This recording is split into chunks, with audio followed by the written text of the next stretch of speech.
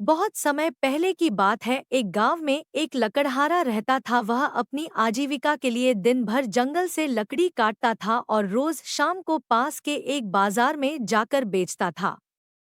एक दिन की बात है कि वो तालाब के पास में एक पेड़ काट रहा था। उसी समय उससे गलती हुई कि उसके कुल्हाड़ी उसके हाथ से उसी तालाब में गिर जाती है। उस नदी का बहाव और गहराई दोनों ज्यादा थी।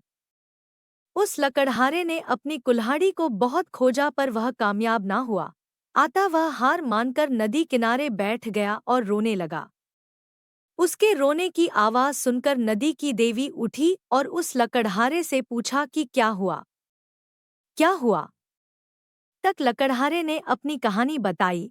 तब पानी की देवी को उस पर दया आ जाती है और पानी की देवी उस गरीब मेहनती लकड़हारे की मदद व सहयोग करने की पेशकश करती है।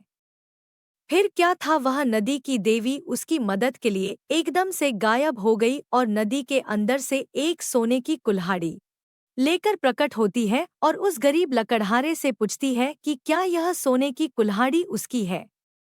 लकड़हारा इस पर उत्तर देते हुए कहता है कि नहीं, मैं तो गरीब आदमी हूँ, इसलिए यह मेरे नहीं है।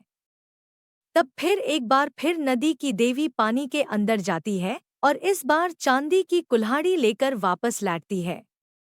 लेकिन वह आदमी इस बार भी कहता है यह मेरी नहीं है। इतने के बाद उस नदी की देवी एक बार फिर पानी में गायब हो जाती है और इस बाद एक लोहे की कुल्हाड़ी लेकर वापस आती है।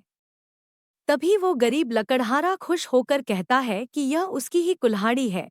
जिस पर नदी की देवी उस गरीब लकड़हारे पर खुश होकर वह सोने और चांदी दोनों कुल्हाड़ियों को उसको उपहार स्वरूप दे देती है।